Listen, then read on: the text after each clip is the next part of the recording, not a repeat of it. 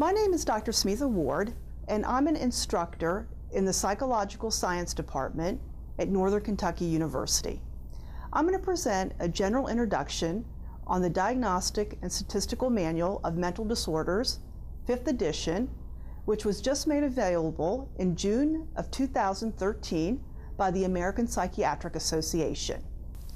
The 5th edition is intended to replace the Dsm V TR, Text Revised, the previous edition.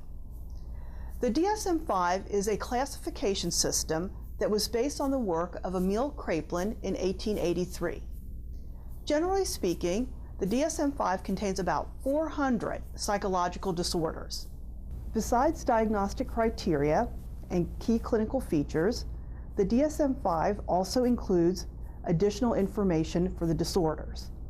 For example, it includes supplemental factors that may be related to a particular disorder, research findings, and information on age, gender, and culture. Why was another edition or revision of the DSM introduced to the mental health field? One reason has to do with the concept of reliability. Reliability generally means that different diagnosticians make the same diagnosis when interviewing the same client. Other editions of the DSM had only moderate reliability at best. Validity is another issue, which has to do with diagnostic accuracy and prediction. For example, you want to be able to differentiate between depression and anxiety when making a diagnosis. To improve diagnostic accuracy, things such as including additional diagnostic categories, elaborating on diagnostic criteria, and reorganization of some of the categories with the current 5th edition were conducted. This next piece of information may seem unbelievable, but it took more than 10 years to produce the DSM-5. The initial step was to do some preliminary work before a task force and other work groups were formed in 2006. Numerous scientific reviews were conducted, and clinical advisors consulted with the task force. Between 2010 and 2012, input was collected from several clinical researchers and practitioners via the internet. As you can imagine, the responses were numerous, and a draft for the DSM-5 was proposed in 2012. After even more work, the final version was available on the market in June of 2013. As already noted, attempts to improve diagnostic accuracy and reliability were two of the reasons the DSM-5 was published.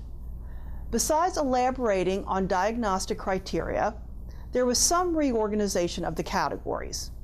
Such examples include theorizing obsessive-compulsive disorder as a compulsive-like disorder and not an anxiety disorder, viewing post-traumatic stress disorder as a separate disorder from the other anxiety disorders, placing gambling disorder with addictive disorders like substance use. Some new diagnostic categories were added, such as autism spectrum disorder, premenstrual dysphoric disorder, disruptive mood dysregulation disorder, binge eating disorder, hoarding disorder, and skin picking disorder.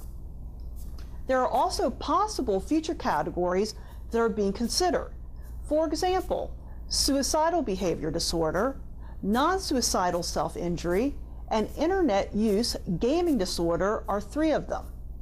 People are surprised to learn that binge eating, hoarding, and skin picking are considered new categories, since we discuss them regularly in everyday society.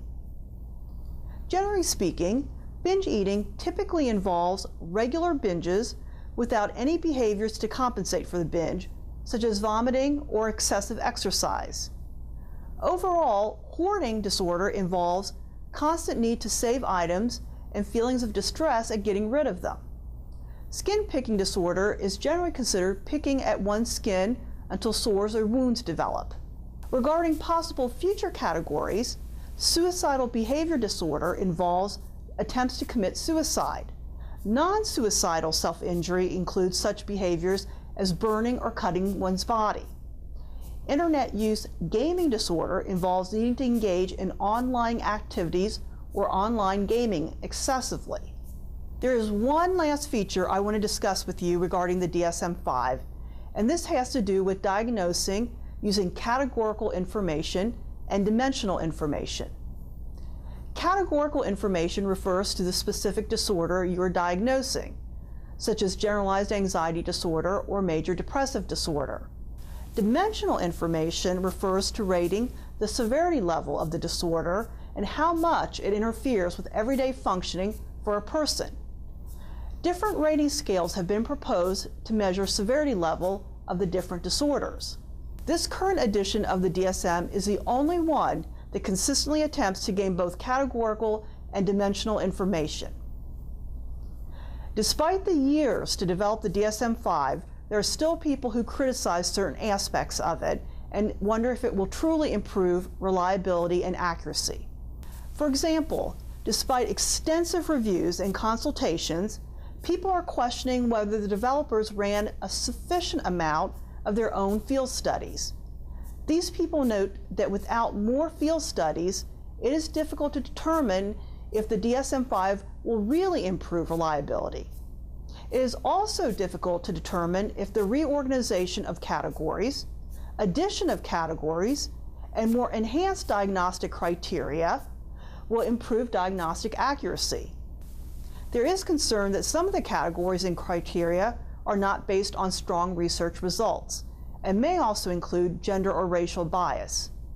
Others contend that with about 400 disorders, there may be an overload to select from.